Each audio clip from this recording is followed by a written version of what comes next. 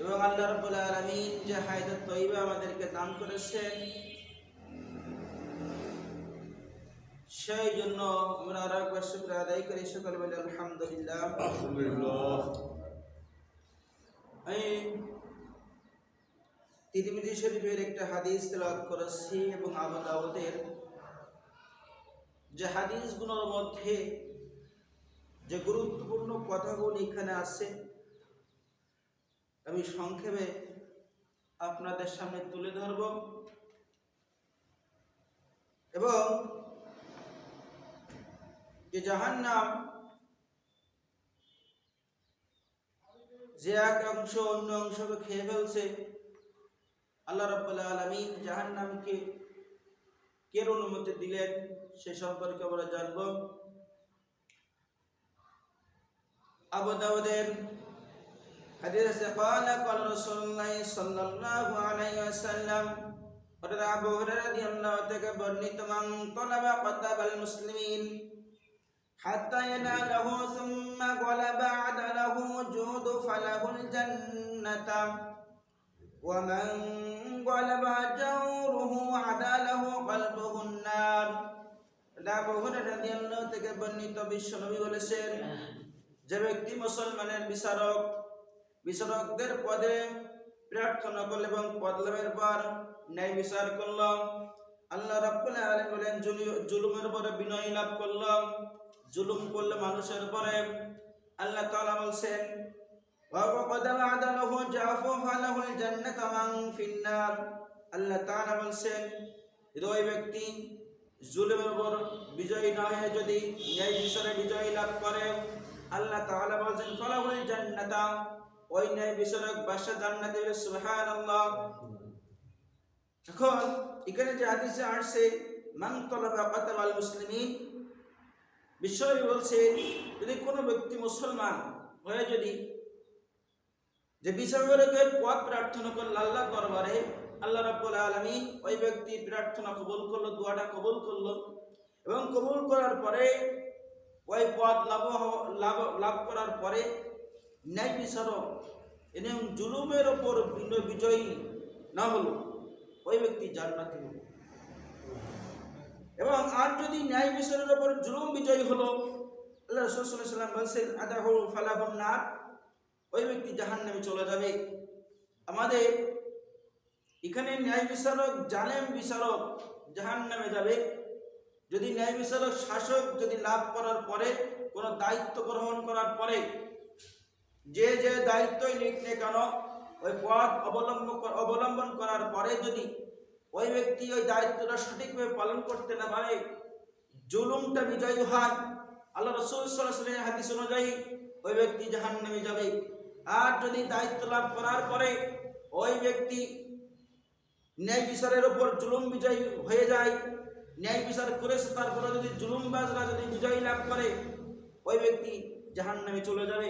এখন যে দায়িত্ব আপনি নেন না কেন, আপনার মসজিদ দায়িত্ব হতে পারে, আপনার পরিবারের দায়িত্ব হতে পারে, আপনার ইউনিয়নের দায়িত্ব হতে পারে, আপনার যে রাষ্ট্রের যে ক্ষমতার অধিকার হতে পারে, এইভাবে ন্যায় বিচারক পদ লাভ করার কারণে এই বিরাট মুসলমান বিচারকদের প্রত্যেকেই বলে আমরা একটা সদস্য না বলে, প্রত্যেকটা আমরা পরিবারের সদস্য কিনা বলে। আপনার পরিবারের আপনি সদস্য, আপনি যদি পরিবারের উপর ন্যায় বিচার করেন, ন্যায় বিচার না করে জুলুম করেন, আপনি জাহান্নামে চলে যাবে। আর আপনার পরিবারের উপর যদি ন্যায় বিচার করেন, জুলুম না করেন, আল্লাহ রাসূল সাল্লাল্লাহু আলাইহি ওয়াসাল্লাম হাদিস অনুযায়ী ওই ব্যক্তি জান্নাতে যাবে। সুবহানাল্লাহ। তাহলে এখন বোঝা গেল হাদিস অনুযায়ী প্রত্যেকে কি বলেন তো বিচারক না বলেন। আপনার পরিবারের আপনি এই মহল্লার ওয়ার্ডে যে দায়িত্বশীল হবে তার উচিত ন্যায় বিচার করা, বিচারক বিচারটা সুন্দর করা।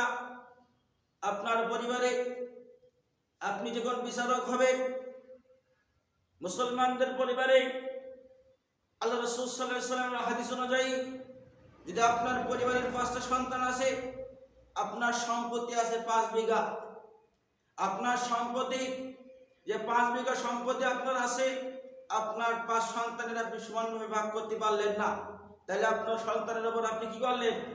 জুলুম করলেন না? তাহলে আপনি যতই বড় দিনদার আলেম হন না কেন, যত বড়ই মুয়াজ্জিন হন না কেন, যত বড় ইমাম হন না কেন, যত বড় হাজী হন না কেন, যদি সন্তানের হক আপনি ফাঁকি দেন, সন্তানেরকে ন্যায় বিচার না করে, আপনি জাহান্নামে চলে যাবেন। আমি আপনি কোথায় চলে যাব বলেন তো? জাহান্নামে চলে যাব। আর আপনার সন্তানদের উপর যখন ন্যায় বিচার করবেন, আপনার সন্তানদেরকে সমান অধিকার দেবেন, তাহলে আপনি এই হাদিস অনুযায়ী আল্লাহ রাসূল সাল্লাল্লাহু আলাইহি ওয়াসাল্লাম বলেছেন, ওই ব্যক্তি জান্নাতে চলে যাবে। সুবহানাল্লাহ। তাহলে আমার সন্তান 5টা সাইডে নিয়ে বিচার করলাম, একটা জুলুম করলাম, তাহলে কোনো কাজ হবে বলেন? কোনোই কাজ হবে না। আজকে সমাজে দেখা যায়, অনেক সময় দেখা যায় যে আমার হয়তো অনেকের বাপ এক হয়, 2 মা হয় না বলেন? আসলে এমন সমাজে বলেন, আমার যেমন বাপের 2 বউ ছিল, আমি বলছি আমার বাপের 2 বউ ছিল।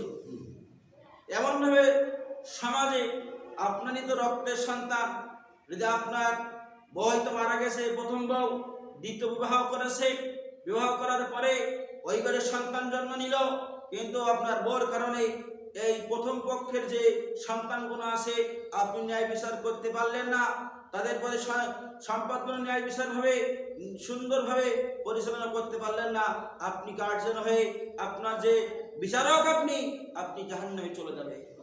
আপনার সন্তান উভয় কি হবে? আপনার সঙ্গে কি হবে? সমান হবে না? মার সঙ্গে কি সন্তানকে কোনো 2 ভাগ হয় বলেন?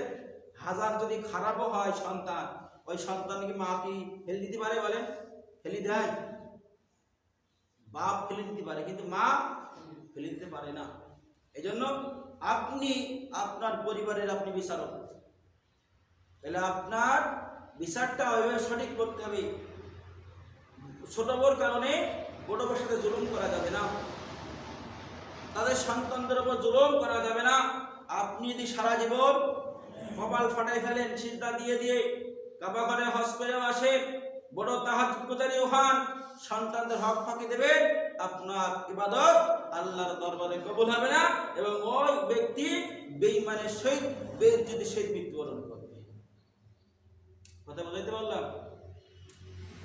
এখন সমাজে দেখা যায় বেশি অবহেলিত হয়ে যায় খুবরা, আছে না বলেন? খুবরা অবহেলিত হয় না? খুবও আছে যে আপনার ভাই, আপনার সন্তান অবহেলিত হয়ে যায়। যখন আমরা সমাজে দেখি, যখন কোনো ব্যক্তি হজ করতে যায়, মেয়েদেরকে ডেকে বলে, বা মা, যে তোমার তো ভাই একটা, এখন যদি তোমাদের এই সম্পদ যদি দিয়ে দেই, তোমার ভাই হয়তো অনাহারে থাকবে, হয়তো কষ্ট পাবে, তা তোমাদের আমি 5,000 টাকা করে দিচ্ছি, এই সম্পদগুলো আপনার ভাই লিখে দাও। আছে না এমন বাপ? কথা বলেন না? আছে না? তাহলে আপনার হজ করতে যাওয়ার মানে হলো কোনো কাজ হবে না। আপনার 1 টাকা থাকলে 4 সন্তান থাকলে চারানা করে ভাগ করে দিতে হবে, যার যে প্রাপ্য সেটা প্রাপ্য দিয়ে দিতে হবে, তারপরে যে আপনার ইবাদত আল্লাহর দরবারে কবুল হবে। জান্নাত এবং জাহান্নামে যাব, এই কারণেও জান্নাত জাহান্নাম হয়ে যেতে পারে। কেউ জান্নাতি হবে, কেউ জাহান্নামী হবে। হযরত আব্দুল্লাহ ইবনে আব্বাস রাদিয়াল্লাহু থেকে মাসউদ রাদিয়াল্লাহু থেকে বর্ণিত, বিষ্ণু বলেন, ইয়াকুমাল কিযবা ফাইনাল কিযবা হাদিলান জুফুরি ওয়া ইন্নাল ফুজুরা হাদিলান নাম। বিষ্ণু বলেন, তোমরা অবশ্যই মিথ্যা হতে দূরে থাকবে। আল্লাহ রাসূল সাল্লাল্লাহু আলাইহি ওয়াসাল্লাম বলেছেন, অবশ্যই তোমরা মিথ্যা হতে দূরে থাকবে, কেননা মিথ্যা মানুষকে পাপ ও নাফরমানির কাজের দিকে পরিচালিত করে। তবে সবাই বলছেন তোমরা মিথ্যা থেকে দূরে থাকবে। এই মিথ্যা তোমাদের পাপ, অন্যায় কাজ, নাফরমানি তোমাদেরকে পরিচালিত করবে এই কাজে। এবং বিষ্ণু আরো বলেন, আর এই পাপ নাফরমানি মানুষকে জাহান্নামে নিয়ে চলে যাবে। তাহলে এই পাপ এবং নাফরমানি কাজ আপনাকে আমাকে কোথায় নিয়ে যাবে? জাহান্নামে নিয়ে চলে যাবে। তাহলে আল্লাহ রাসূল সাল্লাল্লাহু আলাইহি ওয়াসাল্লাম বলেন, ইয়াকুমাল কিযবা ফাইনাল কিযবা, তোমরা মিথ্যা হতে কি থাকবে? দূরে থাকবে। একটা মিথ্যা কথা বলবেন, আপনার থেকে আপনার ফেরেশতা, রহমতের ফেরেশতা 1 মাইল কিংবা 60 হাত দূরে সরে যাবে একটা মিথ্যা কথা বলার কারণে। মিথ্যা কথা বলা যাবে বলেন জীবনে? আর না, মিথ্যা বলা যাবে না। জীবন চলে যাবে কিন্তু মিথ্যা বলা যাবে না। আমাদের জবানে এখন মিথ্যা ভরপুর হয়ে গেছে, না বলে? আমাদের জবানে এখন মুনাফিক এবং মিথ্যা এই দুটো বেশি। ওই জায়গায় তাতে পাওয়া যাচ্ছে না, কথা বলা যাচ্ছে না, বুঝতে পারছে না যে নিজে কথা বলছি কিনা বলছি। এই জন্য মিথ্যা রাসূল সাল্লাল্লাহু আলাইহি ওয়াসাল্লাম বলছেন তোমরা মিথ্যা হতে ইয়াকুল কিযবা ফাইনাল কিযবা, তোমরা মিথ্যা হতে দেরি থাকো, কারণ এই মিথ্যা তোমাকে পাপ এবং নাফরমানি কাজে পরিচালিত করে। আপনি এই যে সাময়িক কিছুর জন্য মিথ্যা বলে ভালো থাকবেন, কিন্তু পরকাল অনন্তকাল আপনাকে জাহান্নামে ভুগতে হবে। হাদিস শরীফে আসছে সমস্ত গুনার মা মিথ্যা কথা বলা। কি বলেন তো? সমস্ত গুনার মা কি বললাম? মিথ্যা বলা। একটা মিথ্যা কথা বলবে, আপনার মুখের দুর্গন্ধে ফেরেশতারা, রহমতের ফেরেশতারা 1 মাইল দূরে চলে যাবে। কয় মাইল? খেয়াল করেন, একটা মিথ্যা কথা বলার কারণে রহমতের ফেরেশতারা 1 মাইল দূরে চলে যাবে। আর ওই মিথ্যাবাদীর থুতু যদি কোনো পুকুরে নিক্ষেপ করা হয়, ওই পুকুরে যত পানি সব দূষিত হয়ে যাবে মিথ্যা বলার কারণে। তাহলে মিথ্যা আর বলবেন কি? আমিও কেন, আপনি যাই আমি টাকা মিথ্যা কই বলা যাবে? মিথ্যা বলা যাবে না।